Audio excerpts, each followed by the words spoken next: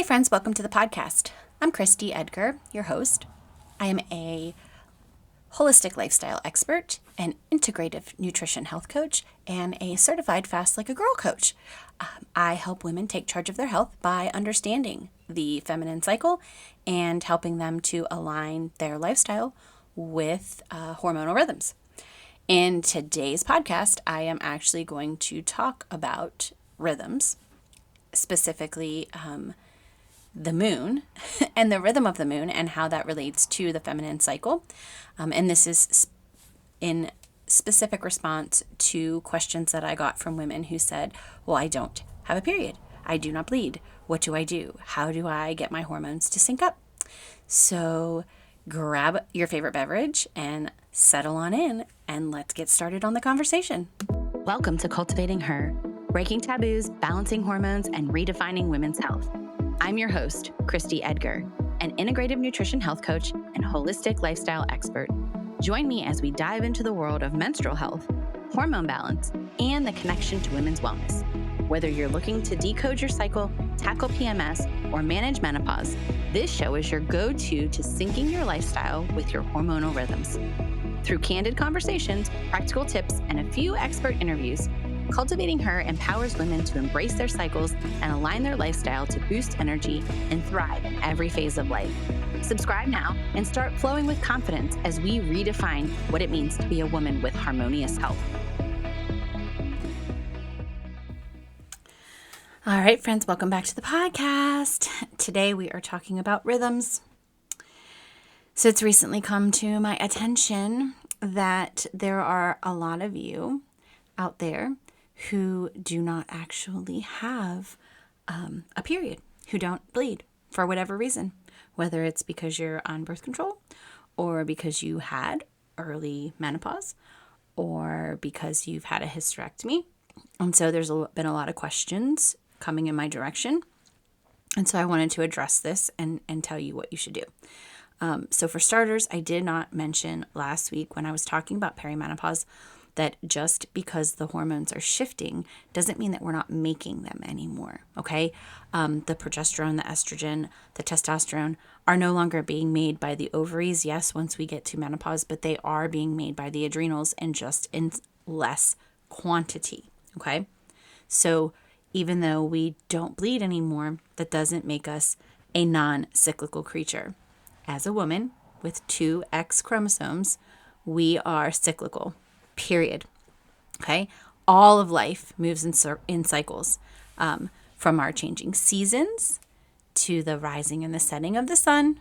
Okay. Nature all follows a rhythm, except for dudes. They're just weird.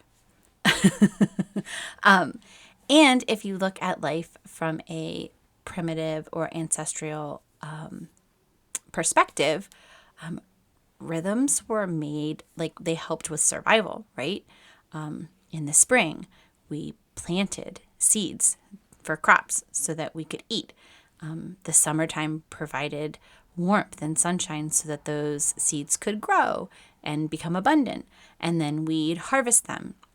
And then in the winter, we had to prepare and conserve. So these cycles are not just external, like they affect this internal rhythm for us as well. And that's very, very true for women. That connection runs so much deeper because our bodies move through a monthly cycle, very much like the moon, okay?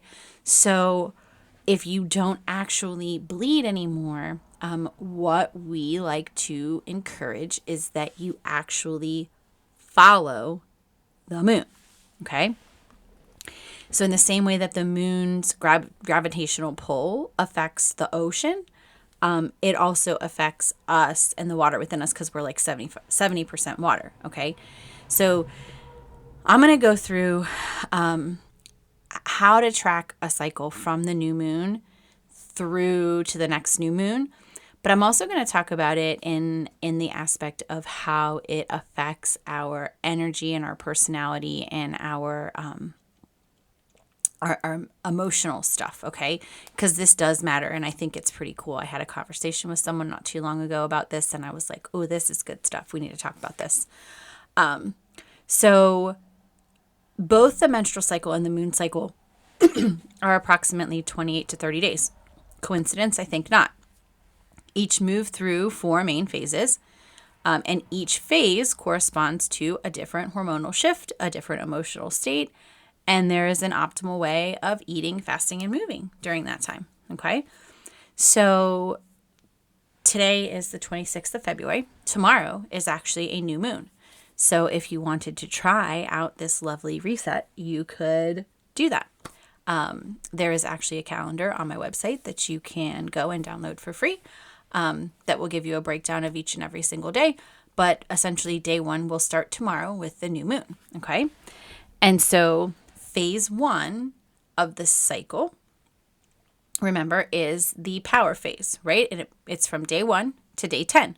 So that's from your new moon until your waxing gibbous. Okay. And this is a time of new beginnings. It's a reset. Okay. And I want to pause here for 1 second because I want to say to all of you that whatever day is day 1 for you, I want you to make it a day where you are still. You practice stillness, you practice breath, you practice gratitude, and you do nothing. Yes, I said do nothing. I want to challenge you to start doing nothing occasionally, okay? It is okay. The period sucks. And even if you don't have one, you did have one at one point. So you might as well just embrace it, okay? Now, what else is going on? So we have this new beginning, right? The moon is new. It's like a reset. So it aligns with the new moon. But what happens next, right? So now we have those first 10 days, we have estrogen that's building, okay? Gradually building. That feminine energy is rising, is building. Okay, the body is preparing for manifestation. Estrogen is making our hair look really nice and our skin all rosy and dewy and glowy, and our body is all supple, right? When we are cycling, we're not. If you're not, you know that's fine. But that's naturally what is happening with estrogen, okay? So we have day 1 through day 10, okay? It's all building. How do we align during that period of time? Okay, so this is a really, really powerful time for visualization and clarity, okay? The same way that the moon is fresh, so are you, okay? Food. We want to favor warm, nourishing foods that support the body's recovery in the beginning, like broths and stews and healthy fats. And we want to keep glucose level. Avoid processed carbs, sugar, and alcohol during this time, okay? And move your body. So high intensity interval training, cardio, the body can handle all of those things day 1 to day 10, okay? Okay, next we hit day 11 to day 15, okay, which is your waxing moon clear into your full moon, okay? So as the moon grows towards fullness, your body is like rising in power. Your estrogen peaks, okay? It's the highest. You looking good, you feeling good, you're all supple and pretty and attracted to the opposite sex. You are the most magnetic. Socially, you're the most attractive and you're the most full of creative potential at this time, okay? This is also when you get testosterone. So this gives you an added boost of energy, confidence, and drive to get you to go out and get the job done, right? Because remember, we're made for procreation, okay? That's what's happening inside the body. The body is preparing for ovulation, which we're just going to say is day 15, right? At the full moon, right? Your energy is high. Your motivation is strong. Your mind is sharp. This is an excellent time for planning and execution. Like you are a rock star in this moment. This is the time to take action on goals or intentions that you set in the power phase, in that very first new moon phase, okay? You want to support your body during this time with lean proteins, leafy greens, and complex carbs to sustain energy, because remember, with the estrogen being high and you getting the testosterone, now progesterone's like, ooh, it's time for me to come on the scene. And progesterone does like carbs, okay? So we need to make sure that we're adding them, but only in healthy forms, okay? I'm not suggesting pizza and ice cream. It's also important at this time to strength train. Okay. Your body is primed for lifting heavy things at this time. Okay. It's also a great time for networking. Okay. Because remember, you're the most magnetic. Now, day 16 to 19 is after the full moon. Okay. The moon starts to wane. And here's what happens. All of your hormones drop out. Okay. Estrogen leaves and takes all of the neurotransmitters with her. You have no more testosterone because it is done. You got it for a day or two. That's it. And now your body is trying to process out what's happening. Okay. You may be very emotional at this time. Okay. And this is completely normal. Okay. Your energy is going to start to decline and your sensitivity is going to start to increase. You're going to be emotional. You're going to have thoughts. You're going to think of things. They're going to process.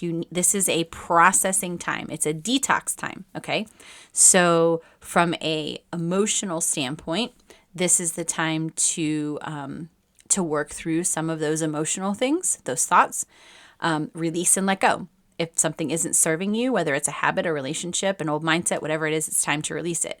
It's also a time for detox and cleansing, right? So all of those hormones dropped. So now your body has to process them out. So we want to prioritize foods that help the liver process excess hormones. These are things like cruciferous vegetables, broccoli, cauliflower, fiber-rich foods, and lots of hydration. Okay. Cardio at this time can be really great too because sweating helps clear detox pathways. It is a detox pathway, okay? And this time, this 16 to 19 day time is all about detoxing. Okay? This is right after the full moon. Okay? We also want to limit alcohol during this time, right? Because your body's already processing out hormones, so we don't want to add any other poisons in there.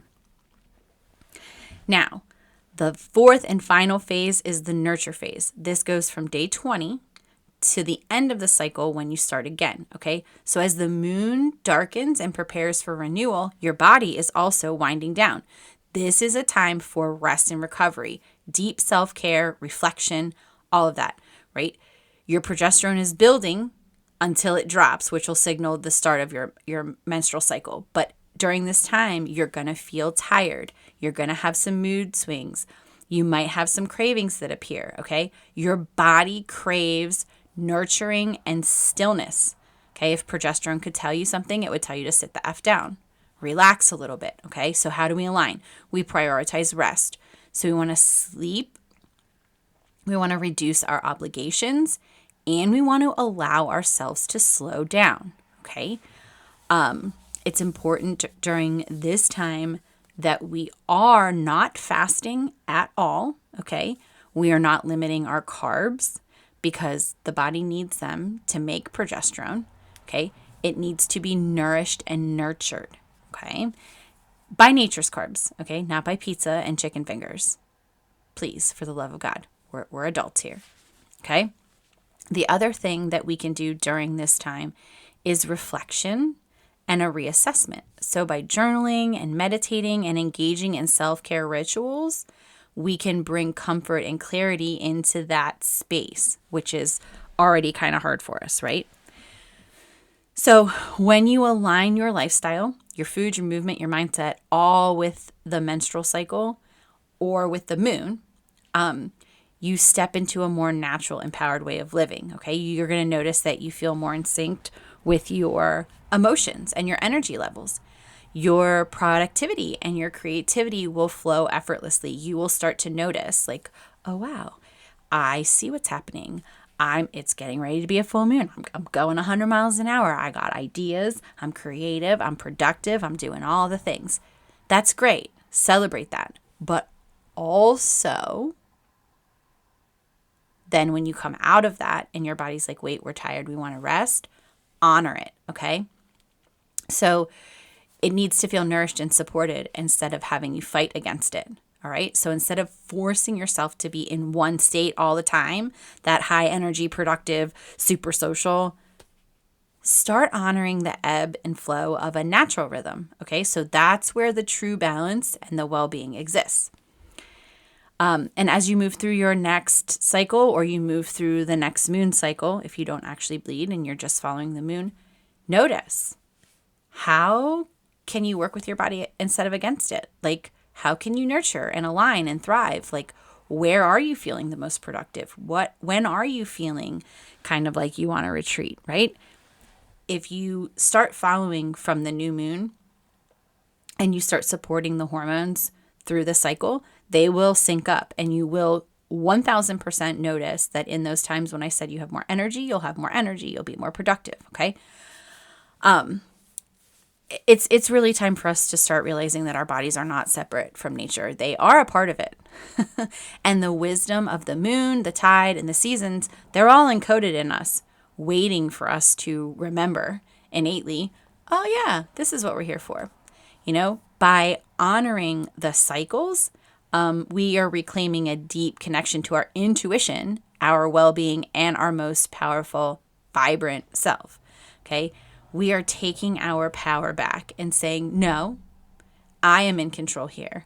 I am not allowing anyone else to tell me what to do. I'm not allowing culture to dictate. I'm not allowing my children or my husband, anyone. Okay. And if we are going to make it through perimenopause alive, we have to start paying attention and honoring who we are as women. Okay. And that means that we are cyclical. It means some days we're good and some days we're not. And that has to be okay. And we have to learn how to live inside of that space and be classy, beautiful humans, even when we don't feel like it. Okay. And maybe, just maybe, if we stop for a second and retreat a little bit and take care of ourselves and love ourselves the way we love everyone else, it might get a little easier. Okay. So until next time, my friends, be well, be kind, and cultivate good health. Thank you for joining me on this journey to educate and empower. I hope you found value in what you heard and will come back to listen again. Together, we're going to create a community of women empowered to transform their health. If you're excited to be part of this, please subscribe, leave a review, and share with the other women in your life who need health support tailored to that X chromosome. Until next time, be kind, be well, cultivate your health.